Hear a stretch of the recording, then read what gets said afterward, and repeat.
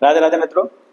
मैं शर्मा सुनील ओम श्री हरि एस्ट्रो नाम का स्वागत करता हूं। मित्रों, ओम श्री हरि एस्ट्रो के माध्यम से आज हम आपके समक्ष लेकर उपस्थित हुए हैं जून 2025 कैप्रिकॉर्न असेंडेंट के लिए, यानी कि मकर लगन के लिए जून 2025 का ग्रहों का गोचर कैसा रहेगा, इस टॉपिक पर आज बात करेंगे आपसे। मित्रों, अपने टॉपिक पर आने से पूर्व सर्वप्रथम हम ये जान लेते हैं कि कैप्रिकॉर्न वाले लोगों में क्या विशेषता होती है, किस तरीके की शख्सियत होती है। जैसा कि आप और हम सब जानते हैं कि कैप्रिकॉर्न यानी कि मकर लगन जिसके ऑनर सैटर्न होते हैं, शनिदेव जी होते हैं, यहाँ मंगल उच्च के होते हैं। सैटर्न की जैसी गंभीरता और मंगल की जैसी एगरनेस, स्पीड, काम करने में, बोलने में या हिम्मत, दृढ़ संकल्प होना, इस तरह के गुण इनमें पाए जाते हैं। बात की जाए तो ऑल ऑफ जोडिक साइन, तो कैप्रिकॉर्न वाले जो जातक होते हैं वो और other compare to other peoples, इनकी लाइफ में चैलेंजेस अधिक रहते हैं। कैप्रिकॉर्न हो गया, एक्वेरियस हो गया और स्कॉर्पियो हो गया, यानी कि मकर, कुंभ और वृश्चिक, ये तीन जो राशियां हैं ऑल ऑफ 12 जोडिक साइन में, ये जो तीन राशियां हैं इनकी लाइफ में चैलेंजेस बहुत रहते हैं। अगर ये लोग सही दिशा पकड़कर सही विचार, सही आचरण के साथ आगे बढ़ते हैं तो निसंदेह ये अपनी मंजिल तक पहुंचते हैं। और सैटर्न क्या है? सैटर्न तो ये चाहता है कि आप उसके अकॉर्डिंग रहिए, आप जैसा वो चाहता है वैसा आप कीजिए, वैसे आप बनिए। क्योंकि जितने भी आपके जो ग्रह हैं उन सब में जो शनि है वो ही एकमात्र ऐसा ग्रह है जो इंसान को रंग से राजा बनाने की क्षमता रखता है। इसलिए और स्पेशल है ये कैप्रिकॉर्न असेंडेंट, यानी कि जो कैप्रिकॉर्न राशि है, मकर राशि है या मकर लगन है। तो ऐसे लोगों में मेहनत कूट कूट कर भरी होती है, ये लोग बहुत हार्ड वर्कर होते हैं, ये बाय बर्थ हार्ड वर्कर होते हैं, क्योंकि सैटर्न इनके ऑनर होते हैं तो अपने आप में वो गुण इनमें आ जाते हैं। लेकिन कहीं अगर जन्म पत्रिका में वर्क चार्ट में सैटर्न की पोजीशन अच्छी नहीं है और ये विपरीत स्वभाव करने लगते हैं, विपरीत आचरण करने लगते हैं, तो फिर इनके जीवन में समस्याएं जो है कम होने का नाम नहीं लेते।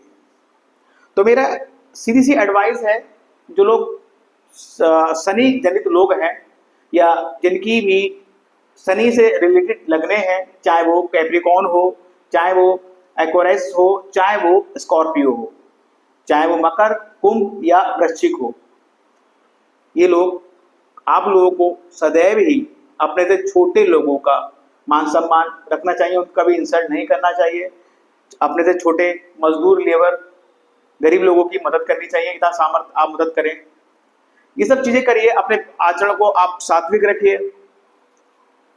दूसरों के प्रति अच्छी भावना रखिए, तो निसंदेह आपको ये शनि जो है आशातीत सफलता दिलाते हैं आपको अपनी लाइफ में। तो मित्रों, ये तो रही कैप्रिकॉर्न लगन के बारे में संक्षेप में विवरण। अब बात करते हैं जून 2025 के गोचर की, जो कि कैप्रिकॉर्न असेंडेंट के लिए कैसे रहने वाला है। मित्रों, बात करते हैं देखिए लगन की। देखिए लगनेश बैठे हैं थर्ड हाउस में। एक्चुअली कैप्रिकॉर्न वालों के लिए लगनेश और लाभेश एक ही ग्रह होते हैं, वो होते हैं सैटर्न, वो बैठे हैं थर्ड हाउस में।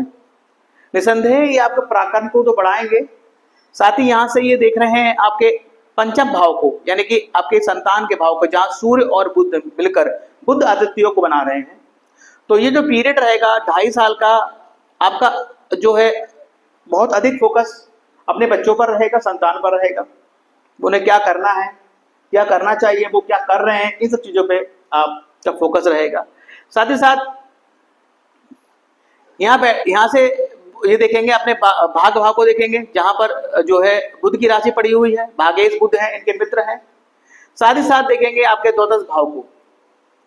तो ये जो पीरियड रहेगा ओवरऑल शनि के पॉइंट ऑफ व्यू से, लग्नेश के पॉइंट ऑफ व्यू से, अगर आप अपनी संतान से अच्छे संबंध बनाकर रखते हैं, मित्रों के साथ आप अच्छा कोऑर्डिनेट करके रखते हैं, तो ये पीरियड आपके लिए जो 2.5 साल का है अच्छा रहेगा, अच्छा बीतने वाला है। लेकिन साथ ही साथ देखिए सैटर्न जिस भाव में बैठे हैं, एक्चुअली कहते हैं सैटर्न जहां बैठता है वहां अच्छे रिजल्ट देता है।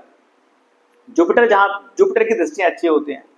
अब सैटर्न का एक तत्व मैं बताता हूँ। सैटर्न को हर एक ग्रह का एक अपना स्वभाव होता है, सैटर्न का जो एक स्वभाव है वो जहां भी बैठता है उस भाव से रिलेटेड जो भी जीव तत्व है, जो भी लिविंग थिंग्स हैं, उनसे बातचीत में कमी करता है।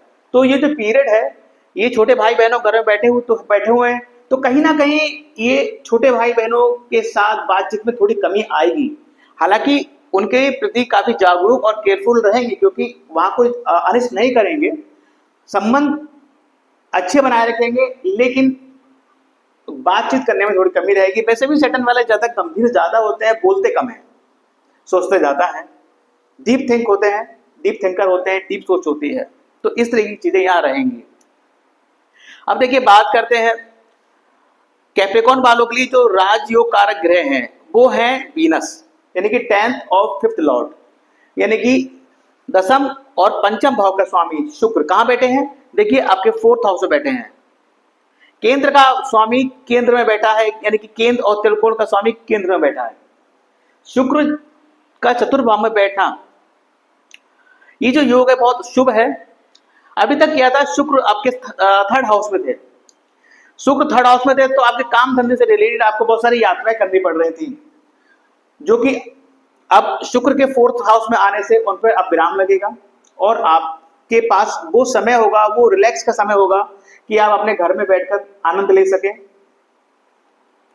बहुत ज्यादा जरूर चीजें ये हो सकती हैं। देखिए ये पीरियड है, आप अपने घर में लग्जरीज लगाएं, अपने घर को लग्जरीज गुड्स से जो है असेंबल कर सकते हैं। साथ ही भूमि भवन वाहन का योग है, वाहन खरीदने के चांसेस भी यहाँ पर है, आप वाहन भी ले सकते हैं कोई नया। साथ ही घर को रिनोवेशन वगैरह भी करा सकते हैं, घर में कोई कार्यक्रम हो सकता है, पार्टी वगैरह हो सकती है, इस तरह की चीजें यहाँ रह सकती है। या फिर भाई विदेश हैं, घर आ रहे हैं तो उनके सम्मान में आप कोई पार्टी वगैरह दें, गेट टुगेदर, इस टाइप की चीजें यहाँ रह सकती है। कहने का तात्पर्य है योग कारक ग्रह आपके जो है आपके 4th हाउस में है, आपके घर में है, तो घर में आनंद का वातावरण आपके बना रहेगा। 28 जून तक ये पीरियड आपका बहुत अच्छा जाने वाला है। घर में समय बिताएंगे आप, घर के माहौल का, घर की सुख सुविधाओं का आप आनंद उठाएंगे। साथ ही साथ देखिए बात करते हैं आप जुपिटर की। देखिए जुपिटर जो है आपके 12th और 3rd लॉर्ड, 12th और 3rd लॉर्ड, यानी कि द्वादश भाव और तृतीय भाव का स्वामी होकर 6ठे भाव में बैठे हैं। अब देखिए द्वादश भाव का स्वामी होकर 6ठे भाव में बैठना ये एक अलग बात है, और गुरु का 6ठे भाव में रहना ये एक थोड़ी सी अलग बात है। देखिए जुपिटर जब भी 6ठे भाव में होता है तो आपको डेफिशिएंसी ऑफ मनी देगा, आपके फाइनेंशियल रिसोर्सेस को रिड्यूस करेगा और धन की कमी आपको फील होगी, ऐसा आपको लगेगा। तो अगर ऐसा कुछ रह रहा है तो निसंकोच आप, इसकी मैं एक रेमेडी बताता हूं कि आप इसके लिए आप श्री सूक्त का पाठ करें, श्री कनकधारा का पाठ करें। इससे क्या होता है कि लक्ष्मी रुकती है और डेफिशिएंसी ऑफ मनी जो फील हो रही है, जो या वास्तव में जो हो रही है, उसमें कमी आएगी। अब यहाँ से अब 6ठे भाव में सूर्य जो गुरुदेव जो बैठे हुए हैं वो द्वादश भाव के स्वामी होकर 6ठे भाव में बैठे हैं, तो एक विपरीत राजयोग है, अच्छा राजयोग है। साथ ही साथ देखिए ये जो पीरियड है जुपिटर जब तक यहाँ पर है डेफिशिएंसी ऑफ मनी दिखाएगा। आपको पॉसिबिलिटी ये भी है, देखिए लीवर जॉन्डिस से रिलेटेड कोई समस्या आपको हो, गैस वगैरह की दिक्कत यहाँ रह सकती है, हाजमे से रिलेटेड समस्या रह सकती है। अगर आप अपने भाई बहनों से बनाकर रखते हैं, पड़ोसियों से अच्छे संबंध बनाकर रखते हैं, तो निसंदेह आपको ये पीरियड में भी आर्थिक लाभ प्राप्त होगा। इस पीरियड में आप बुद्धि विवेक का यूज कीजिएगा, कोई भी निर्णय लेने से पूर्व आप बहुत सोच समझकर उसमें चलिएगा, क्योंकि 6ठे का जो गुरु है वो कहते हैं कि आपके घर के बड़े बुजुर्गों की दवाई पर पैसा खर्च करा सकता है, पढ़ाई लिखाई पर बच्चों की पैसा जो है व्यय करा सकता है, इस तरह की चीजें यहाँ रह सकती हैं। धार्मिक कार्य पर भी व्यय पैसा हो सकता है। बात करते हैं मंगल की। देखिए मंगल जो है आपके 11th लॉर्ड, यानी कि आपके सुखेश और आपके लाभेश होकर मंगल बैठे हैं आपके 7th हाउस में, नीच होकर बैठे हैं। माता से जो है अच्छे संबंध बना के रखें, मित्रों से आप अच्छा कोऑर्डिनेशन बना के रखें। साथ ही साथ अपने क्रोध, गुस्से और अगर आवेश पर आप नियंत्रण रखते हैं तो आर्थिक दृष्टिकोण से यहाँ जो जुपिटर कमजोर दिख रहे हैं वो भी आपको आर्थिक लाभ करा सकते हैं, प्रॉपर्टी के क्षेत्र में आपको धन दिला सकते हैं। लेकिन अगर आप प्रॉपर्टी के काम में जो है अगर थोड़ी सी भी आप लापरवाही बरतेंगे, कोई प्रॉपर्टी डील करनी है और उनके पेपर्स को आप डीपली या कैजुअली देखकर उस पर साइन कर देते हैं तो नुकसान होने के चांसेस भी यहाँ पर हैं। भाई से वाद विवाद से बचिएगा। कोई भी इश्यू प्रॉपर्टी का फैमिली में चल रहा हो तो उसको भी अभी डिनाई कीजिएगा, उसमें मत उलझिएगा, वरना वो चीजें और उलझेंगी।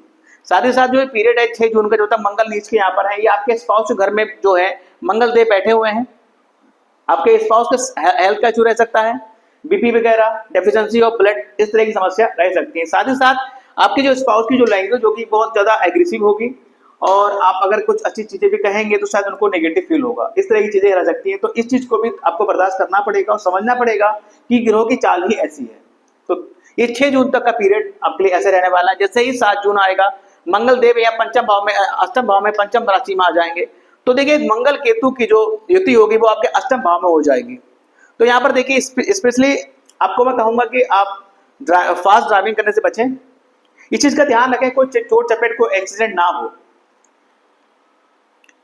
क्योंकि केतु सर्जरी के कारक होते हैं, सर्जरी भी करा सकते हैं। मंगल स्पीड कारक होते हैं, तो कहीं कोई तेज आपने वाहन चलाया और एक्सीडेंट हो गया और आपको सर्जरी करानी पड़ी, इस तरह के योग में यहाँ बन सकते हैं। लेकिन शुक्र की पोजीशन अच्छी है तो चांसेस थोड़े से कम है, लेकिन आपको कैजुअल नहीं रहना पड़ेगा, आपको इस पर जो है क्या बोलते हैं फोकस रखना पड़ेगा, ध्यान केंद्रित करना पड़ेगा, सेफ ड्राइविंग करनी होगी। बात करते हैं सूर्य की। देखिए सूर्य आपके अष्टम भाव के स्वामी आपके पंचम भाव में बैठे हैं और वो किसके साथ बैठे हैं, भाग भाव के स्वामी के साथ बैठे हुए हैं। तो जो बात करते हैं भागेश की, भागेश का पंचम भाव में बैठना अति जो है शुभ होता है। एक ये भी राजयोग है, एक त्रिकोण के स्वामी का दूसरे त्रिकोण भाव में बैठना निसंदेह एक राजयोग है। तो ये जो पीरियड रहेगा आपकी संतान के प्रति आपको अच्छे समाचार मिल सकते हैं। साथ ही अगर संतान की संतान है तो आपके नाते पोते की तरफ से भी आपको अच्छे समाचार मिल सकते हैं। साथ ही ये पॉसिबिलिटी भी है कि आप अपने बच्चों के साथ स्पिरिचुअल यात्रा वगैरह भी कर सकते हैं, बच्चों की हायर स्टडी में उनकी मदद कर सकते हैं, इस तरह की चीजें यहाँ रह सकती हैं। बात करें अष्टम भाव के स्वामी का पंचम भाव में बैठना, तो कुछ ना कुछ थोड़ी सी उलझने यहाँ पर देगा।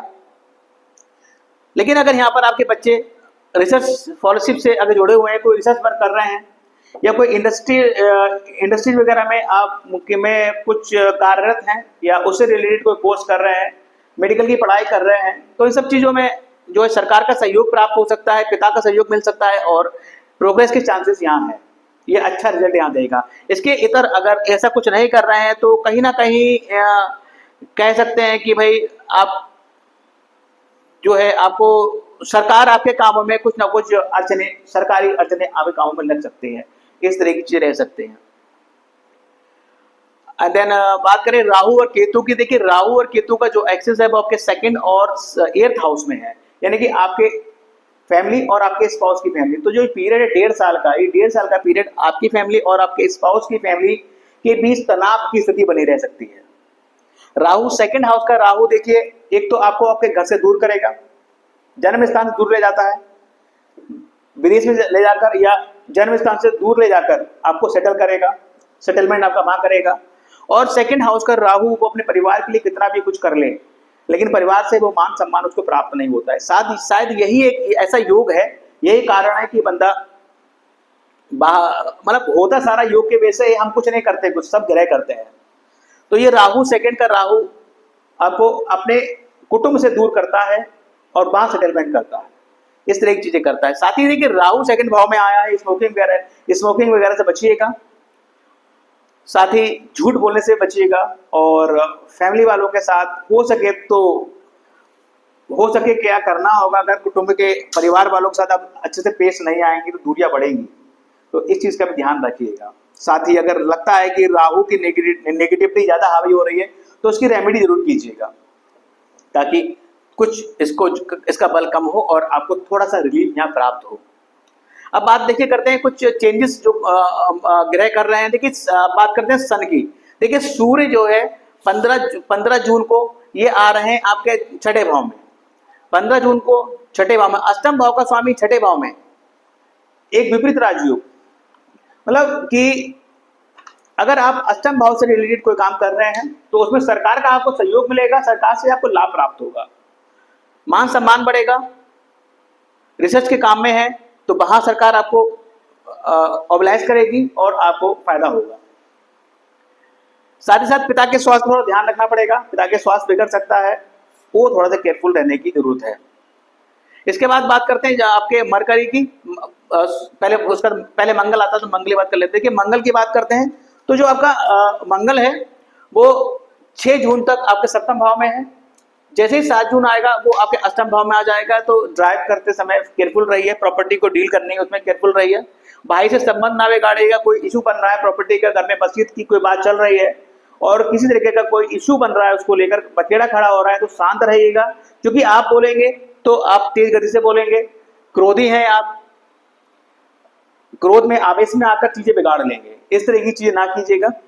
साथ ही मंगल जब यहाँ बैठेंगे सप्तम दृष्टि से जो है आपके आय भाव को देखेंगे, धन भाव को देखेंगे तो कहीं ना कहीं आर्थिक दृष्टिकोण से ये आपको लाभ पहुंचाएंगे, थोड़ा स्पीडली धन की सेविंग होगी आपके पास। इसके बाद बात करते हैं बुध की। देखिए बुध जो है आपके 5 जून तक ये वृषभ राशि में है, उसके बाद जैसे ही 6 जून आएगा ये थर्ड हाउस में आ जाएंगे, यानी कि छठे भाव का स्वामी अपने भाव में जब बैठेगा तो ये भी एक तरीके का जो है अच्छा योग है। इस पीरियड में आपके शत्रु, रोग और ऋण ये थोड़े से आपके डाउनफॉल रहेंगे। कहीं ना कहीं जो लोग अब तक आपको परेशान कर रहे थे वो उन पर आप हावी होते दिखेंगे। इसके बाद जैसे ही बुध आपके चतुर्थ भाव में सप्तम भाव में आएगा, यानी कर्क राशि में जो बुध आएंगे वो आएंगे 22 जून को। 22 जून को यहाँ आएंगे और यहाँ ये 22 जून से लेकर एक लंबा पीरियड, यानी कि 22 जून से लेकर 29 अगस्त तक का पीरियड यहाँ बताने वाले हैं।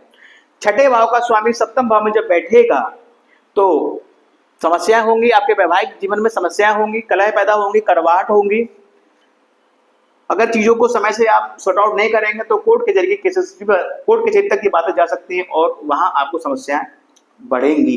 इसलिए जो पीरियड है आपका 22 जून से लेकर 29 अगस्त तक का थोड़ा संभल के रहिएगा, चीजों को प्यार मोहब्बत से सॉर्ट आउट कर लीजिएगा, बड़ा दिक्कतें होंगी। साथ ही साथ अगर आप व्यापार कर रहे हैं तो कहीं ना कहीं कोई शत्रु, पार्टनरशिप व्यापार है तो कहना है कि शत्रु आपके पार्टनरशिप व्यापार में इन्वॉल्व होगा और आपको नुकसान पहुंचाएगा, इस चीज से भी आपको अवेयर रहना पड़ेगा।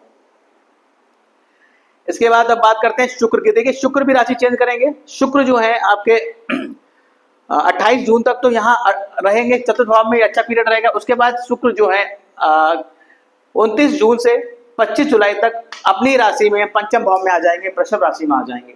यानी कि एक केंद्र का स्वामी का त्रिकोण में बैठना, एक केंद्र का स्वामी त्रिकोण बैठना, या कह लीजिए ये भी एक राजयोग है। कैसे है देखिए, केंद्र का स्वामी, केंद्र और त्रिकोण, केंद्र और त्रिकोण का जो कॉम्बिनेशन है वो अखंड लक्ष्मी योग कहलाता है, यानी कि उस पर माता लक्ष्मी कृपा सदैव रहती है। अगर आपके वर्क चार्ट में योग बना हुआ केंद्र और त्रिकोण का योग अगर है तो वो आपकी परिस्थितियां कितनी विकट क्यों ना हो, लेकिन कहीं ना कहीं से आपको फंडिंग होती रहेगी, कहीं ना कहीं से माता लक्ष्मी की आशीर्वाद कृपा आपको प्राप्त होती ही रहेगी, वो सारे जीवन ये रहेगा। अखंड लक्ष्मी योग है, तो ये पीरियड बहुत अच्छा रहने वाला है आपका।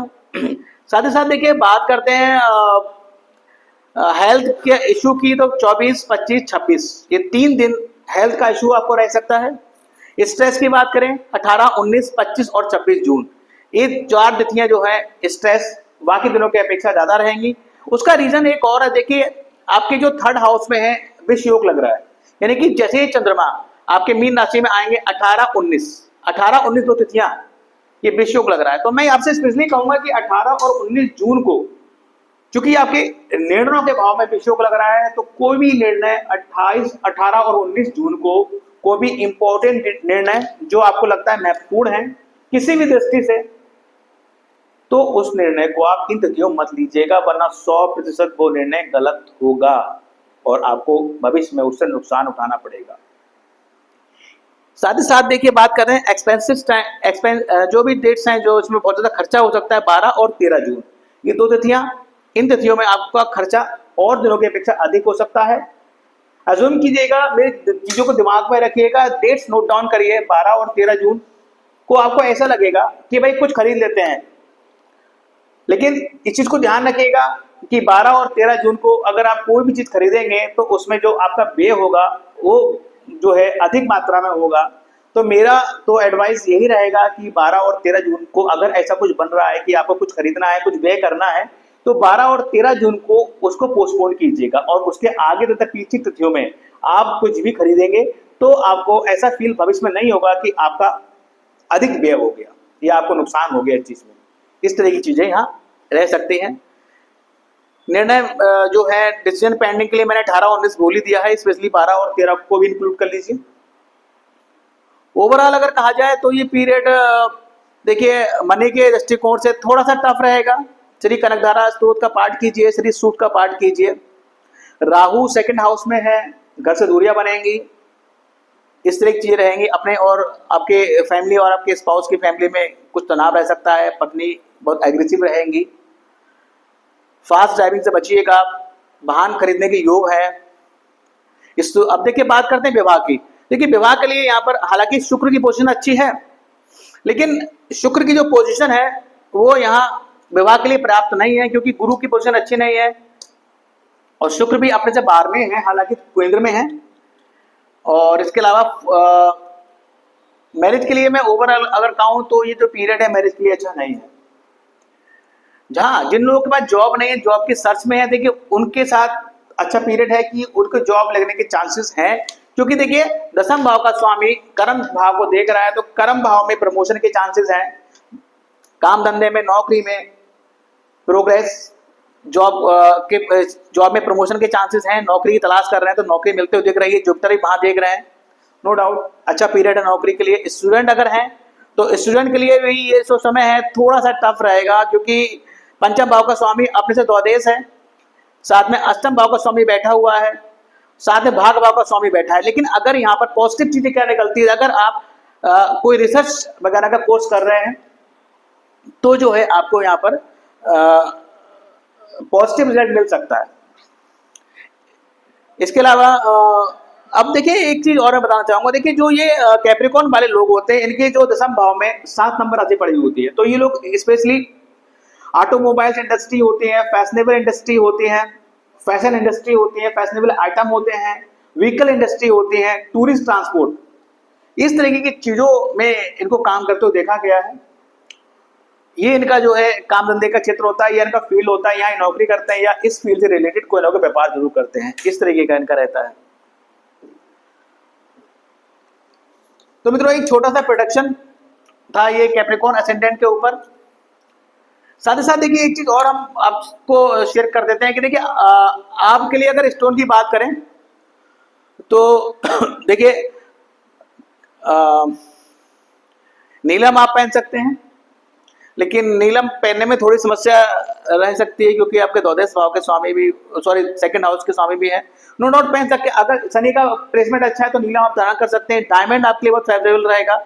साथ ही साथ अगर बात की जाए रुद्राक्ष की, तो 18 मुखी रुद्राक्ष जो है आपके समस्त प्रकार के संकटों के निवारण के लिए बहुत अच्छा है। इसके अलावा देखिए चतुर्थी की बात करते हैं तो 2 चतुर्थियां हैं, संकष्टी चतुर्थी और विनायक चतुर्थी, यानी कि 14 जून को संकष्टी और 28 जून को विनायक चतुर्थी है।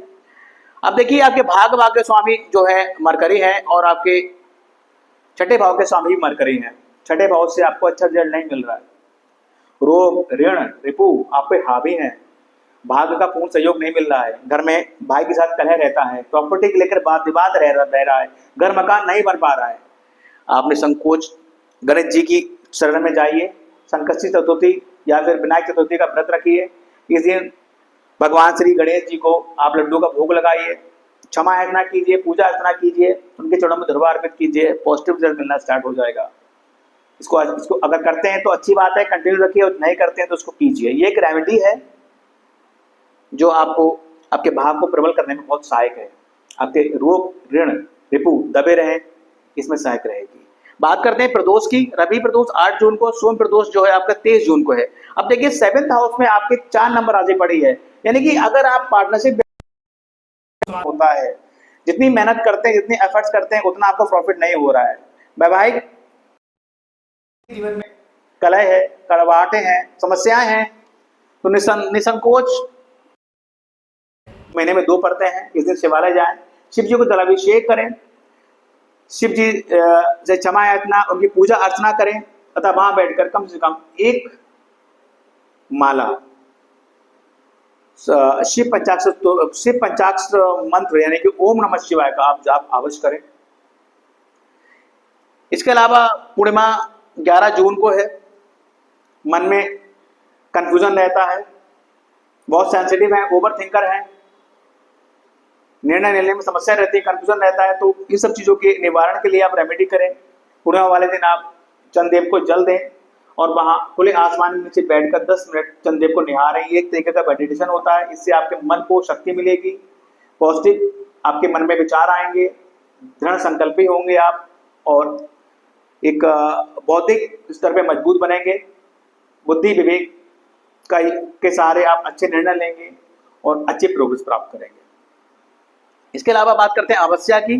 25 जून को अमावस्या है, जो कि 10 अमावस्या है। और देखिए राहु आपके ट्रांजिट का राहु भी आपका जो है अच्छा नहीं कहा गया है, 2nd हाउस में है, घर वालों से दूरियां बनाएगा, देश विदेश की यात्रा तो कराएगा, साथ में आपको झूठ बोलने में प्रेरित करेगा। आप अनजाने में एक झूठ बोलेंगे, फिर उसको छुपाने के लिए 2 झूठ बोलेंगे, ऐसे झूठ बोलते रहेंगे, इस तरह की चीजें रहेंगी। एग्रेसिव होंगे, आपकी बाड़ी में अग्निता दिखाई देगी, कठोर वाणी हो जाएगी आपकी। तो या इसके अलावा आपका बर्थ चार्ट में राहु अच्छा रिजल्ट नहीं दे रहा है, नेगेटिव है, तो आप अमावस्या वाले दिन आप श्री विष्णु सहस्त्रनाम का पाठ करें। उस दिन बहते जल में नारियल प्रभावित करें। अगर नहर की व्यवस्था आसपास नहीं है तो यथा सामर्थ्य आप मंदिर में नारियल दान कर सकते हैं। साथ ही साथ अमावस्या वाले दिन आप पितरों के निमित्त कुछ ना कुछ दान दक्षिणा अवश्य करें, क्योंकि पितरों वाले दिन किया गया सत्कर्म आपको पितरों की शुभ आशीर्वाद को दिलाता है और आपके जीवन के 99% कष्टों को पितृदेव के आशीर्वाद से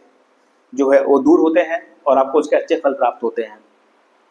गजकेसरी योग की बात करें 4, 12, 19 और 25 जून, ये 4 तिथियों में गजकेसरी योग लगेगा। हालांकि देखिए छठे में गुरु है तो गजकेसरी योग का इतना आपके लिए लाभ मिलेगा नहीं, लेकिन ओवरऑल गजकेसरी योग के बारे में यही कहा गया है, यही पुस्तकों में शास्त्रों में लिखा हुआ है कि हमने देखा भी है, जिन जातक और जातिकाओं के अच्छे भावों में गजकेसरी योग विद्यमान होता है, वीर जातक और जातिकाएं बहुत थोड़ी मेहनत से फर्श से अर्श तक पहुंच जाते हैं, आकाश की बुलंदियों को छूते हैं, बहुत फेमस, बहुत प्रसिद्धि प्राप्त होती है उनको, बहुत यश मान सम्मान की प्राप्ति होती है।